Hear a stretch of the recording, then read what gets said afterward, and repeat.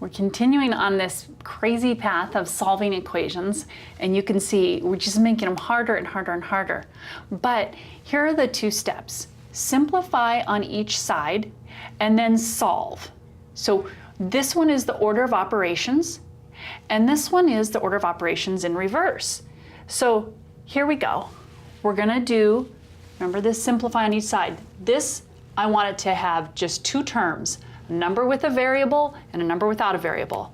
So distribute the -4, and I have positive 28x. And right there, that'll be a really common mistake. Students will forget to do the -4 times the positive 8, -32, carry down the 7x. Now, I'm gonna go ahead and continue moving left to right, but on the next line of work, I'll do the 28x and the -7x. So here, I have 5v, take away 25. Okay, again, I got the negative times the negative is a negative. Now, moving, I was just working on each side here, and I'm still not done because I still have these like terms that need to go together. And what I have then is 28 take away 7 is 21, and 25 take away, -25, I'm gonna be careful, take away 3 puts me at -28. Okay, I'm not super fond of that green marker, so I'm gonna change it out to a white one. Now, oops, whoa, whoa, whoa, you guys gotta call me on this. All right, these variables are actually the same because otherwise I wouldn't have like terms. Okay, can you handle that? I just changed it. They're just both supposed to be x's. All right, now what do I have? I have 21x minus 32, that's simplified. 5x minus 28, that's simplified. So now that's all done. Now just a reminder, you don't change the signs on these, you just combine like terms. Now when you solve and you move stuff across this teeter-totter, you have to have equality. You've got to keep things balanced between the left and the right. So I'm going to subtract the 5x. Let me move out of your way here. And I'm going to subtract the 5x. Now that's just a bar to help me remember. It's 21, take away 5x, and let's see, what is that? 16? Carry down the 32, don't do too much at once. That becomes a 0. Take away 28, a lot of students will lose that negative right there, so be careful. Now I'm gonna move all the non-variable terms to the other side. Okay, there we go. Now this is 16x. And that's 0, so don't do anything with it. -28, add 32. Again, I think of this as that the temperature. So if I'm at -28 degrees and then it goes up 32 degrees, it should be at a positive 4 degrees now. And then that this step is done, and I'm going to do this step here. So divide by 16. And I'm going to move sideways just because I run out of room. 4 over 16, what is that? That simplifies to 1 over 4. Okay, don't switch to a decimal. Just leave it as a fraction. Leave it, leave it, leave it. Okay, let's start with this.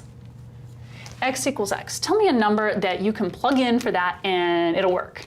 Does 2 work? Yeah, 2 equals 2. Okay, so X can be 2. 7 equals 7. Check, okay.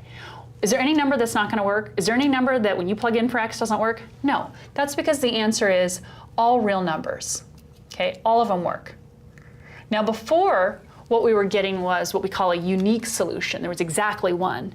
Now this time, I can add craziness, anything.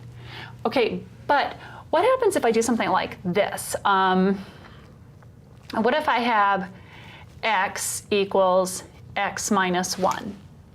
Okay, this is a new problem. Let me move out of the way here. Is there anything you can plug in there? So try 0. Does 0 work? 0 equals -1? No, that doesn't work. So let's go like this. That's a equal sign with a slash is not equals. Now let's try anything else. 2, no, because that gives me 2 on the left and 1 on the right. Oh, -1. All right, no, nothing, this is not gonna work. There's no solution to this one.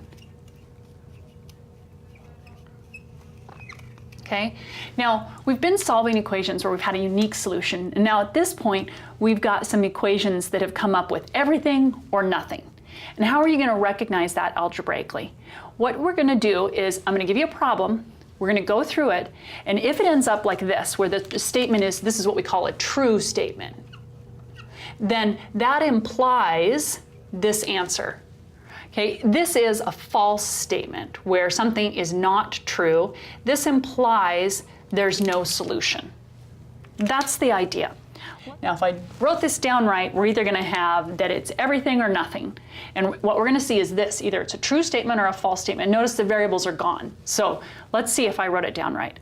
We're going to distribute here, and I have 2w minus 6 carry down the negative 5w. I'm going to distribute negative 3w minus 9. Careful that sign right there. That's a little exclamation point. I'm going to go fast on this because I think you understand this part now. 2 minus 5 is negative 3w. Carry down the 6. The right-hand side is already simplified.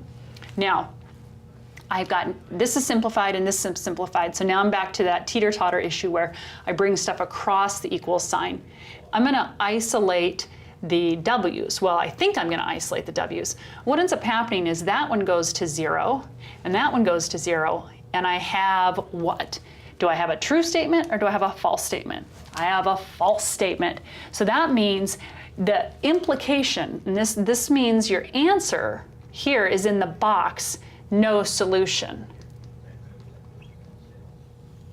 And you can see it here with a little itty bitty problem. Here, you certainly don't see it until you get to the end.